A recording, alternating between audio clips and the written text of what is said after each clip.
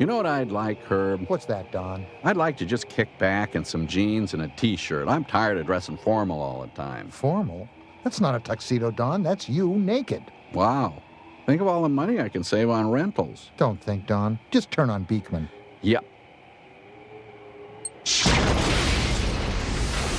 Fact.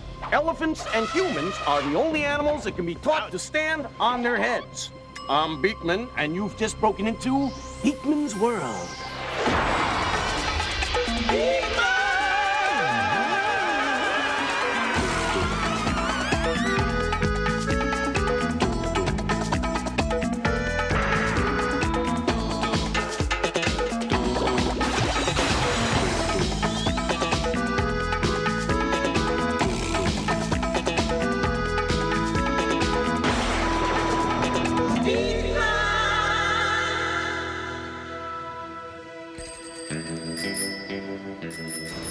Oh, here comes the boss.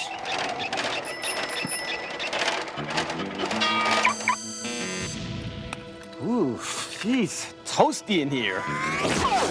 You're telling me the air conditioner's on the fritz again. Oh, yeah? Well, neither heat, nor cold, nor fritz shall keep us from our appointed duties. Josie, is it a good mail day today? No, it certainly is. Doug Smith of South Jordan, Utah asks, Dear Beakman, how come hot things like cocoa get cool and cool things like chocolate milk get warm? Oh, hot question, Doug. Or I mean, cool question. Hot and cold is something we bump into every day. I'd like to bump into some cold around here. Yep. I'll see if I can take care of that air conditioning for you, fellas.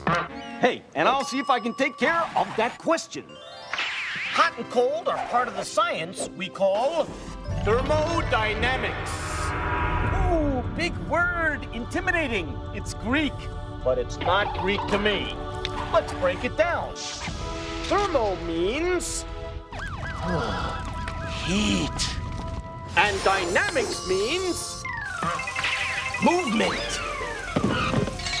So thermodynamics means the movement of the heat.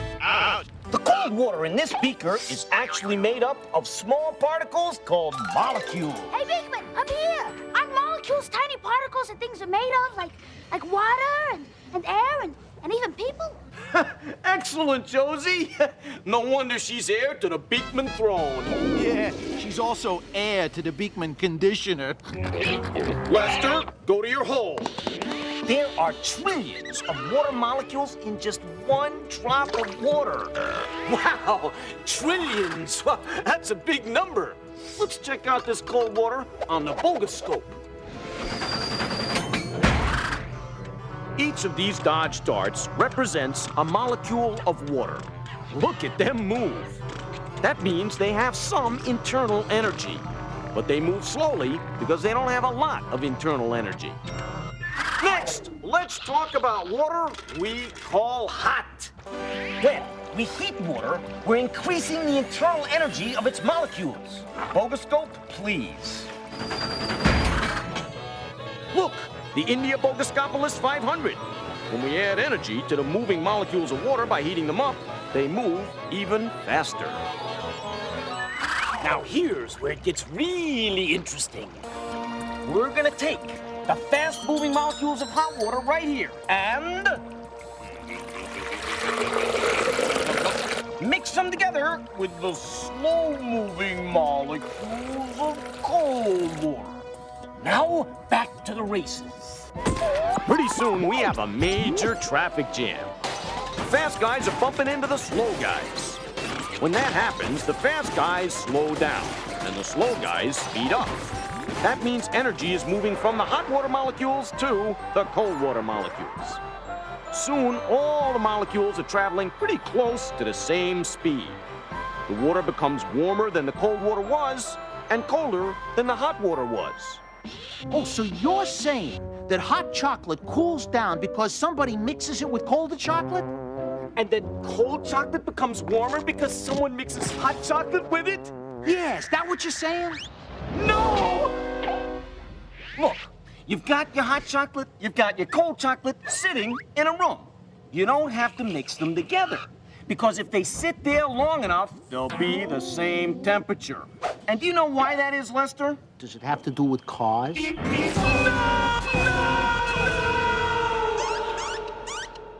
It has to do with air. Air is made of molecules, too. Energy moves from the hot chocolate to the air, or from the air to the cold chocolate, just like it did with the hot and cold water. Eventually, these two marvelous chocolatey beverages are going to be the same temperature as the air around them. Oh, yeah! Thermodynamics! I'm into it! Why, you're into it, I'm into it, we're all into it! Let's sing about it! Lester, release the gases!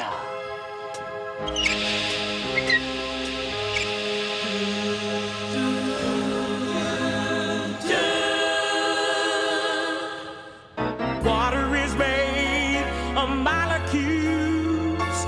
When they're cold, they're lazy. But when you heat those molecules, they dance around like crazy. When hot water meets the ice, at first you know it's not so nice. Ice warms up, the heat gets cool. It's Mother Nature's golden rule. We get slower, we get colder. Amen.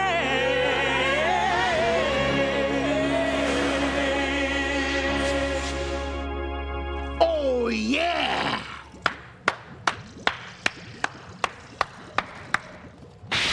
Thank you, gases! And that, Doug Smith of South Jordan, Utah, is why cold things warm up and warm things cool down.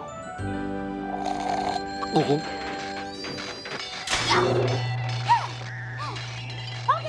I think I fixed it. How's that? Is that cold enough? Perfect! Coming up next, we'll show you what a blowhard Lester really is. And I hope he's full of hot air, because I'm freezing. Beakman's World. We'll be right back. And now, back to Beakman's World. Sweet! Kickstart your cortex. Here he is, the merchant of mentality, the Kaiser of chemistry, the pink bar beauty of the heavy duty, the what? The on, the Beakman. You got 'em, I'll stun 'em. Let's cha-cha.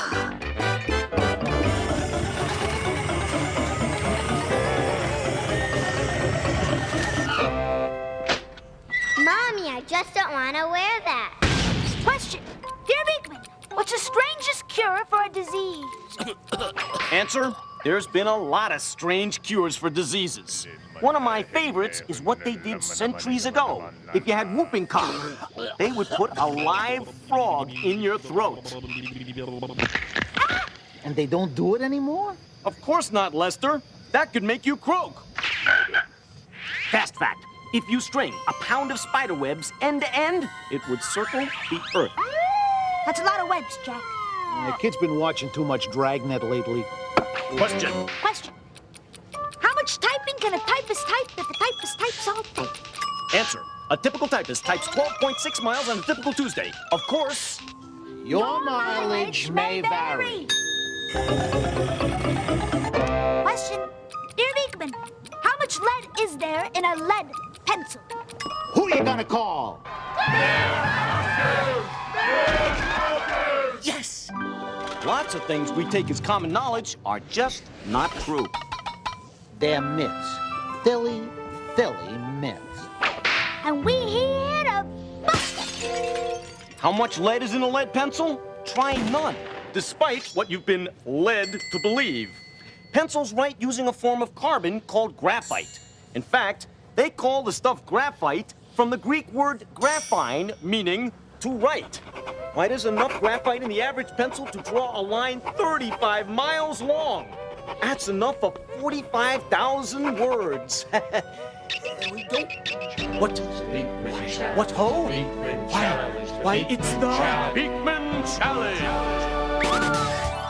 this? Any experiments should be performed at home, only with adult supervision, and all appropriate safety precautions should be taken. Oh, I get it. All directions should be followed exactly. Oh, yeah, no, I know what this is. What is it? No substitution should be used. It's a disclaimer. Thank you. Observe an ordinary piece of paper. I rip off a corner of the paper, like so. I wad it up, and I place it into the mouth of this empty soft drink bottle, like so. Lester, what would you say if I said you could not blow that little wad of paper into the bottle? Oh, I'd say your check will only be accepted with 2 kinds of ID. This isn't the Beakman bet. It's the Beakman Challenge. But that's too easy. You mean all I gotta do is blow this little spitball down into the bottle and I win the challenge? Exactly. A little winning music, if you please, Ray. Try that again.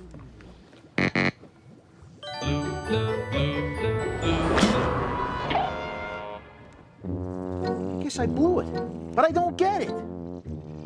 There's a simple scientific explanation. Though it looks like the bottle here is empty, it's actually full of air. When Lester blew into the bottle, the air that was already there had to go someplace. It couldn't go out the bottom or the sides, right? It had to go out the same way it came in. And as it rushed out, it took that wad of paper with it. Oh, not bad. No, thank you. Now, would you like to hear about the Lester Challenge? Oh, yeah, sure. What do I do? You have to be humiliated week after week on nationwide television. Coming up next, Beakman makes a pimple simple. Will we break it out when we come back? Beakman's World will be right back to Beakman's World. Hey, Beak, what's shaking, buddy? Lester, I'm experimenting with a very dangerous concoction here. One wrong move and yours truly will truly be out of this world. Sorry, I'll be careful. And we want you to carefully answer this question. Dear Beakman, I got a pimple and I want to know who's responsible, where it came from, and what I can do about it. Signed, Pimpled and Puzzled in Pittsburgh, Pennsylvania. Ooh, intriguing question. But first, let me put this away, okay? And remember, you guys, be careful around this, all right? It's major explosive stuff.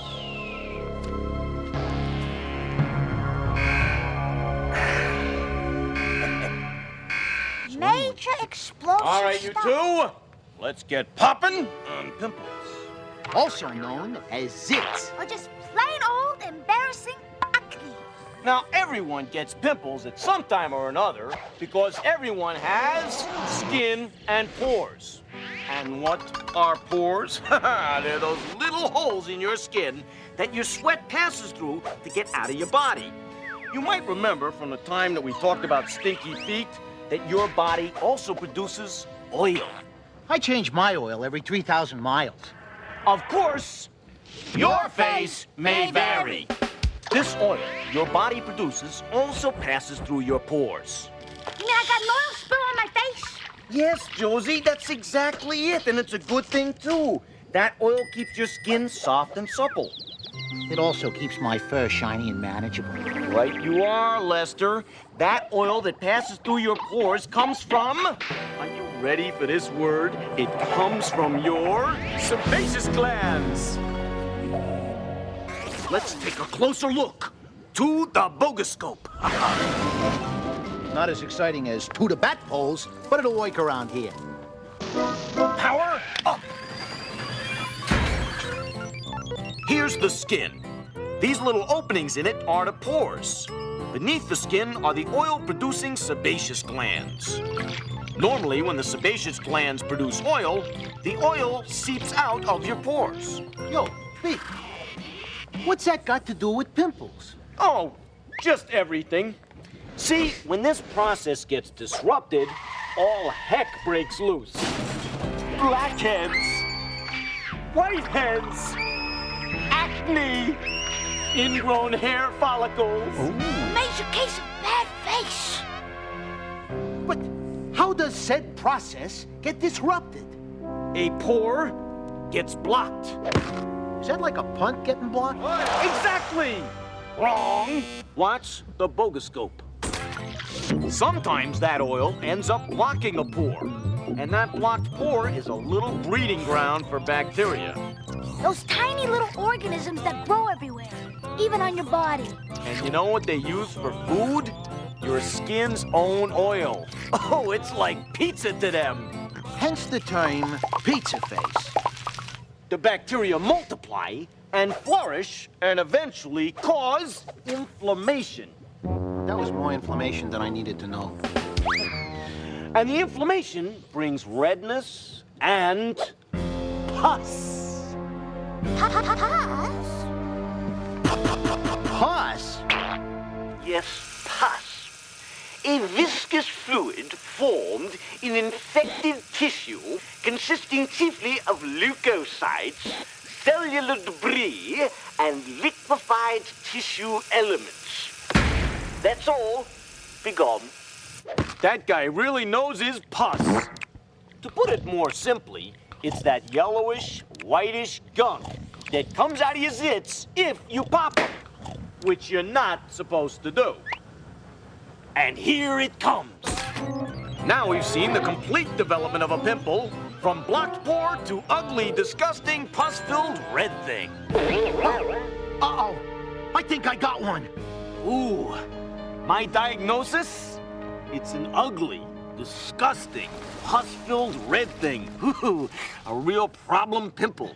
Memo to you, don't touch it. Don't pick it, don't pop it. But Beakman, these are a few of my favorite things. I'm sorry, Lester, but you don't want to make the infection worse or make a scar. And believe me, you don't want to make that pimple explode. None of us do. Yeah, right. Now, you wait here. I'm gonna go get some benzoyl peroxide, the ingredient found in most acne medicines. It'll help dry that thing up. Now remember, Lester, keep your paws off it, okay?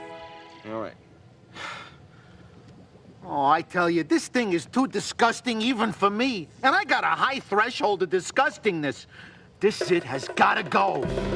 No, Lester! Oh, thank you, Josie.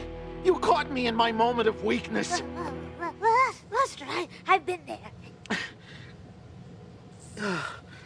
Hey, you know, the kid's okay, huh? If I'd have popped this puppy, it would have exploded all over the place. And if there's one thing we don't need around here, it's more explosions.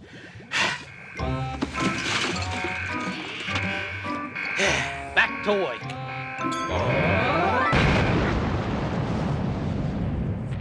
Uh-oh. This could be the end of Lester. I can't bear to look, Herb. Me either, Don.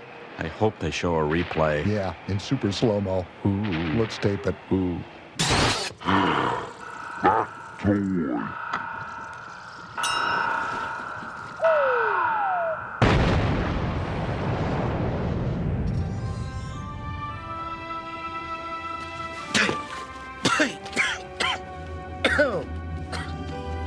Lester, are you okay? I didn't pop it, Beakman. I swear it. I know you didn't pop it, Lester, but you did manage to clumsily bump into my major explosive stuff that I was using in a top-secret experiment. Well, I guess the world will just have to wait a little longer for an answer to the mystery of static cling. Love the underwear. Oh, really? You don't think the hearts are too busy? No, they're perfect. Hey, Beakman. Should I tell them how to have fewer pimples? You should, and you shall. If you want to have fewer pimples, wash your face a few times a day, and afterwards, keep your fingers away from it. Your hands are loaded with dirt, oil, and bacteria, just looking for a porta potty. Yeah, so pimpled and puzzled in Pittsburgh, PA, I hope we've cleared up your question. Today. Now you go clear up that face of yours. What's your body's largest organ? Beakman will be back with an organ recital after this. You don't want to miss it. Beakman's World will be right back. Back to Beakman's World. Your body's largest organ is The mouth organ. no dice, Lester. Or, in this case, no lice, Lester. Your body's largest organ is your skin. Huh. Hey, Josie, give me some organ. Well, as they say down at the yogurt factory, so much for culture. See ya. Next week. On Beakman's World! So that was Fred Astaire. Don, that wasn't a Fred Astaire movie. That was Beakman's World. I thought Ginger Rogers had an awfully long tail. It's time for you to go to your igloo, Don. Okay. Turn off the TV. Okay.